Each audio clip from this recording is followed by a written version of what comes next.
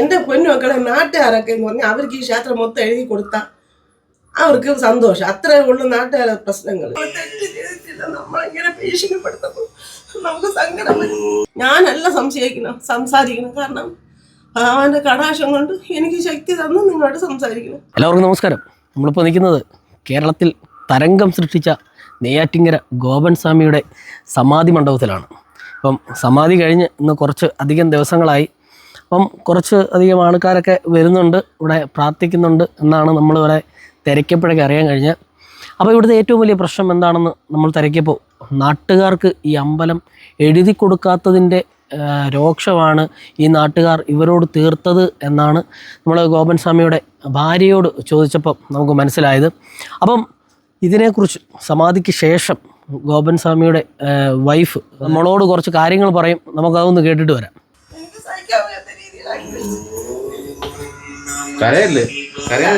നമ്മൾ തെറ്റ് ചെയ്തിട്ടില്ല, നമ്മളിങ്ങനെ ഭീഷണിപ്പെടുത്തുമ്പോൾ നമുക്ക് സങ്കടം വരും. കാരണം നമ്മൾ ഒരു തെറ്റ് നമ്മൾ ഓട്ടിച്ചോ അല്ലെങ്കിൽ പിടിച്ചോർച്ചോ വഞ്ചിച്ചോ ചെയ്തിട്ടില്ല. അതുകൊണ്ട് ഭഗവാന്റെ കൃപയിൽ നിങ്ങൾക്ക് സത്യം ന്യായവും നീതിയും പുലർത്തണമെങ്കിൽ ഭഗവാൻ തന്നെ തീരുമാനിക്കണം. ഞാനല്ല സംസാരിക്കണം. കാരണം ഭഗവാന്റെ കടാക്ഷം കൊണ്ട് എനിക്ക് ശക്തി തന്നു നിങ്ങളോട് സംസാരിക്കണം. എൻ്റെ ഭർത്താവ് എന്ന് പറഞ്ഞ ആ ആൾ സമാധിയായി.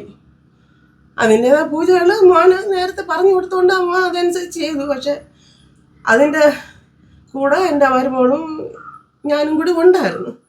അപ്പം ഞങ്ങൾ കരഞ്ഞപ്പോൾ അച്ഛൻ പറഞ്ഞു, ഞാൻ കേട്ടിട്ട് അച്ഛൻ്റെ വാക്ക് ഞാൻ പാലിക്കിട്ട് അമ്മ ഇവിടെ കിടന്ന് കരയല്ലേ എന്ന് പറഞ്ഞ് ഞാൻ വിശ്വസിച്ച്.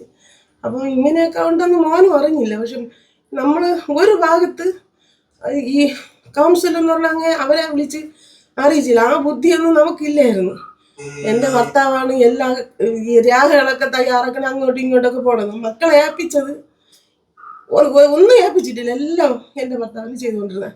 അതുകൊണ്ട് മക്കൾ അച്ഛനുമായിട്ടുള്ള ബന്ധമല്ലാതെ രേഖാപരമായിട്ടും ഈ മുനിസിപ്പാലിറ്റി ഇങ്ങനെയൊക്കെ വേണം, പഞ്ചായത്ത് പോകണം, അങ്ങനെ പോകണം, ഇങ്ങനെ പോകണം എന്നൊക്കെ നമുക്ക് പിന്നീടാണ് മനസ്സിലായി.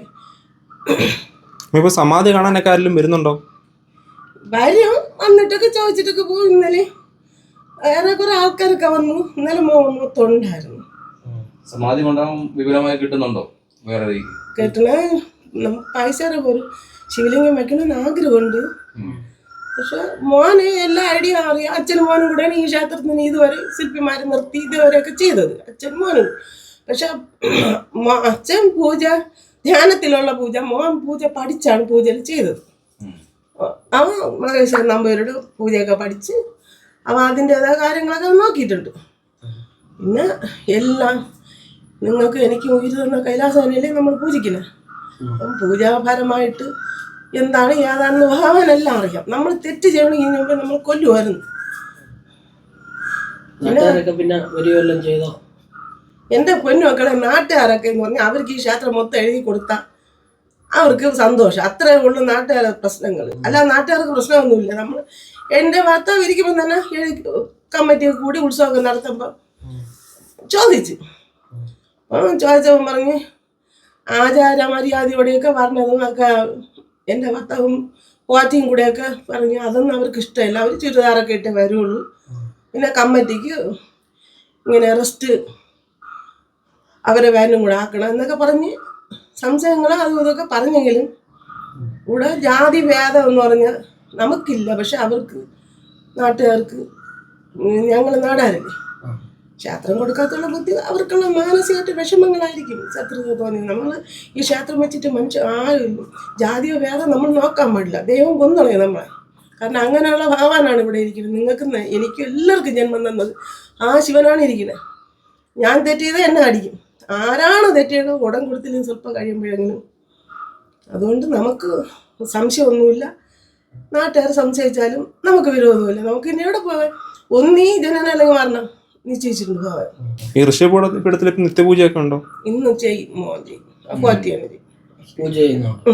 അത് ചെയ്യണം, അല്ലെങ്കിൽ അതിൻ്റെ ബുദ്ധിമുട്ട് വരില്ലേ. ഈ 41 ദിവസത്തെ ചടങ്ങ് കഴിഞ്ഞിട്ട് അമ്പലത്തിൽ പിന്നെ ശുദ്ധിയാലോചന ചെയ്താൽ ശിവലിംഗമാണ് പൂജിക്കാൻ പറ്റും. ഈ ക്ഷേത്രം നിങ്ങളുടെ കുടുംബ ട്രസ്റ്റാണോ അതോ നിങ്ങളുടെ മാത്രം പേരുള്ളതാണോ? ഇപ്പം നാട്ടുകാരെ കമ്മിറ്റി അംഗമായിട്ടേ കൂട്ടിയിട്ടുള്ളൂ. റെസ്റ്റ് കുടുംബത്തിലുള്ളവരെ തന്നെ റെസ്റ്റ് ആക്കി. കമ്മിറ്റി ഉള്ളവർ പറയുന്നത് നാട്ടുകാർക്ക് എഴുതി കൊടുക്കണമെന്ന്. അതെ, എഴുതി കൊടുക്കണം.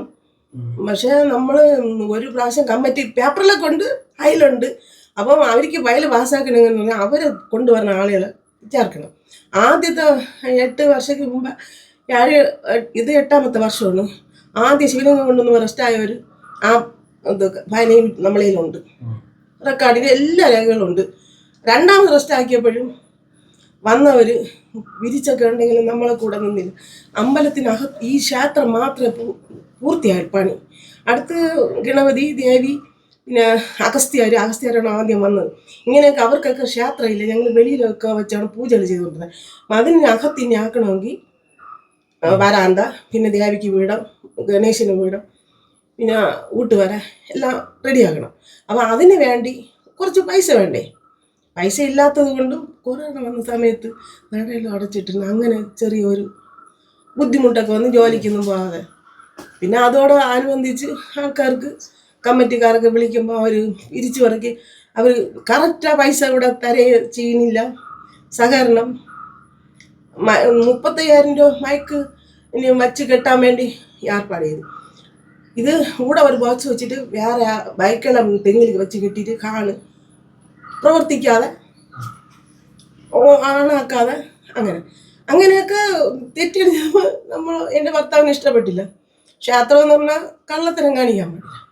അതുകൊണ്ട് പിന്നെ കമ്മിറ്റിക്കാർ ഇനി വരട്ട്, അതിനുള്ള യോഗ്യത ഉള്ളവർ ഭക്തന്മാരാണ് ക്ഷേത്രം കൊണ്ടുപോകാൻ. അങ്ങനെയുള്ള യോഗ്യത വരുമ്പോൾ ക്ഷേത്രത്തിന് അങ്ങോട്ട് കൊണ്ടുപോകുന്നു വിചാരിച്ചെങ്കിലും കൊറോണ വന്ന ശേഷം വലിയ ഇതൊന്നും വന്നില്ല. പിന്നെ ഇതിനിടയ്ക്ക് ഈ വഴിയുമായി ബന്ധപ്പെട്ട പ്രശ്നം എന്തോ? ഈ വഴി ഇവിടെ കയറാൻ പറ്റുന്ന വഴിയാണോ? തന്നെ ഇപ്പം ഇത്രയും കലിപ്പൊന്നും.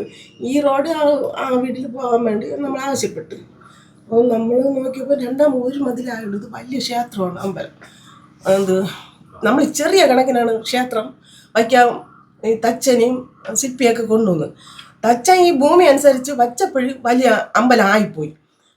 ശില്പി എൻ്റെ ഭർത്താവിൻ്റെ ഒരാളിയനായിരുന്നു ഈ ക്ഷേത്രത്തിൻ്റെ ശില്പി. ഗർഭഗൃഹമുള്ള ക്ഷേത്രമാണ്, എല്ലാം പൂർണ്ണമായി. മനസ്സിലാക്കണം.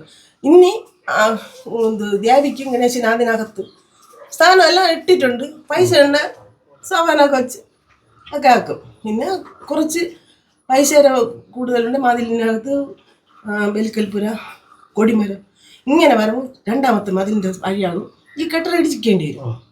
2ാമത്. അപ്പോൾ അവർക്ക് റോഡ് കൊടുത്തു കഴിഞ്ഞാൽ ക്ഷേത്രത്തിൻ്റെ വികസനം പറ്റൂല. അതാണ് കാരണം. അല്ല ഞങ്ങൾക്ക് ആരുടെ ശത്രുതയില്ല, മനസ്സിലാക്കണം. 1. 2ാമത്തെ ഈ റോഡ് എൻ്റെ ഭർത്താവ് 5 കൊല്ലം ഇങ്ങനെ ഗ്യാസ് പറഞ്ഞെങ്കിലും അപ്പുറം കിടക്കണവരെ വസ്തു കിടക്കണോണ്ട് അവർ പറയും അവർ വഴി തന്നു. മേളിൽ വരെ നിങ്ങൾ ഇറങ്ങി ആ റോഡ് വരെ ഒരു ഗണേശൻ്റെ കണ്ട അതുവരെ ഈ ക്ഷേത്രം എന്ത് ചെയ്യും. അപ്പം ഗ്യാസ് പറഞ്ഞെങ്കിലും ആരും വീതി കൂട്ടാനൊന്നും ഒന്നുമില്ല. എൻ്റെ പുറത്ത് തന്നെ താണത് മണ്ണ് വെട്ടി തീർന്നു. 2 സൈഡൊക്കെ ശരിയാക്കിയിട്ടപ്പോൾ മുനിസിപ്പാലിറ്റി വന്നു. ഇത്രയും ഡാറിട്ട് സൈഡ് വളം കെട്ടിയിട്ടെങ്കിലും കുറച്ച് എണ്ണ അങ്ങനെയൊക്കെ സഹകരിച്ച് ഇഷ്ടംപോലെ വലിയ പണക്കാർ സഹകരിച്ച് ഈ സംസാരങ്ങൾ വരുമ്പോൾ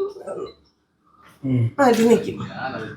നമ്മൾ ഈ മണ്ഡപവുമായിട്ട് ബന്ധപ്പെട്ട അവിടെ വലിയ ഉത്സവങ്ങളോ കാര്യങ്ങളോ ഒക്കെ പ്ലാൻ ചെയ്യുന്നു. ആഗ്രഹം ഉണ്ടെങ്കിൽ നമ്മളെ കൊണ്ട് താങ്ങൂല. നമ്മൾ കമ്മിറ്റിക്കാരെ BJP പലവരും സ്വാമിമാരും ഒക്കെ വരണം. എല്ലാവരും സാമ്പത്തിക ശേഷിയാണ്. നമ്മൾ കുറേ സാമ്പത്തിക ശേഷി ഉണ്ടെങ്കിൽ അവർ നിൽക്കും. സാമ്പത്തിക ശേഷി ഇല്ല. പിന്നെ ഉദ്ദേശം പഹ ഉണ്ടെങ്കിൽ നമ്മൾ എൻ്റെ ഭർത്താവ് ധ്യാനിച്ച് അതൊക്കെ ഉണ്ടാക്കിയ പൈസയാണ് കുറേശ്ശെ ഇത്രയും വർഷം കൊണ്ടെന്ന് ആ ക്ഷേത്രത്തിന് ഇത്രയും പൂർണ്ണമാക്കി. അതേപോലെ ഭഗവാന്റെ ക്ഷേത്രത്തിന് പയ്യെ ഭഗവാൻ മതിയോ. മനുഷ്യനെ താങ്ങേണ്ട ആവശ്യമില്ല. ഭക്തർ എന്താണെന്ന് വെച്ചാൽ തരും. നമ്മൾ അല്ലാതെ ഇനി പിരിച്ചൊന്നും എടുക്കാൻ പോകില്ല. കാരണം ദൈവത്തിനോട് സ്നേഹമുള്ളവർ ക്ഷേത്രത്തിൽ കൊണ്ടുവരും. മനസ്സിലായോ? അത് നമ്മൾ എടുക്കുകയും ചെയ്യും. ഇല്ലാതെ തർക്കങ്ങൾ പറഞ്ഞ് നമ്മൾ അവരോട് പിന്നെ വഴക്കിനൊന്നും പോകാൻ വയ്യ. ഞങ്ങൾ ആർക്കും ഗ്യാസും കൊടുത്തിട്ടില്ല. ഭഗവാന് വേണ്ടി നമ്മൾ നിന്നു. ഇനി സത്യം നിലനിൽക്കട്ടെ എന്ന് പ്രാർത്ഥിക്കും.